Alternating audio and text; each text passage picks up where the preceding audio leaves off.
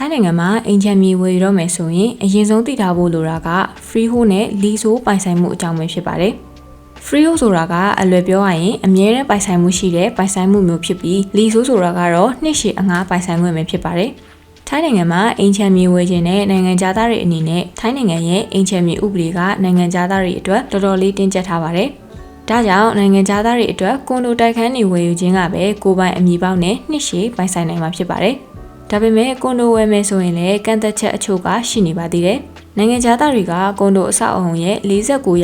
သာပိုင်ဆိုင်ခွင့်ရမှာဖြစ်ပြီးတော့ရောင်းချမဲ့ကွန်ဒိုရဲ့စုစုပေါင်း area က foreign quota လို့ခေါ်တဲ့နိုင်ငံသားပိုင်ကွန်ဒိုအခန်းစုစုပေါင်းရဲ့49%ထက်ပိုလို့မရပါဘူး။ဒါအပြင် freehold နဲ့ leasehold အကြောင်းကိုလည်းနားလည်ထားဖို့လိုအပ်ပါတယ်။ထိုင်းနိုင်ငံမှာဆိုရင်နိုင်ငံသားတွေအနေနဲ့မြေကိုငှားရမ်းခွင့်ရတဲ့အချိန်ကာလကအများဆုံးနှစ်30ရှိပါတယ်။အချို့မြေငှားရမ်းခွင့်တွေမှာဆိုရင်နှစ်30ပြီးသွားတဲ့နောက်ပိုင်းနှစ်ကြိမ်အထိတက်တန်းတိုးလို့ရတာမျိုးတွေလည်းရှိပါတယ်။မြေငှားရမ်းခွင့်ဆိုတာမြေရှင်နဲ့ငှားရမ်းသူတွေကြားမှာရေးဆွဲထားတဲ့သဘောတူညီချက်တွေပေါ်အခြေခံပြီးမြေစည်းရုံးမှာမှတ်ပုံတင်ထားတဲ့စာချုပ်ဖြစ်ပါတယ်။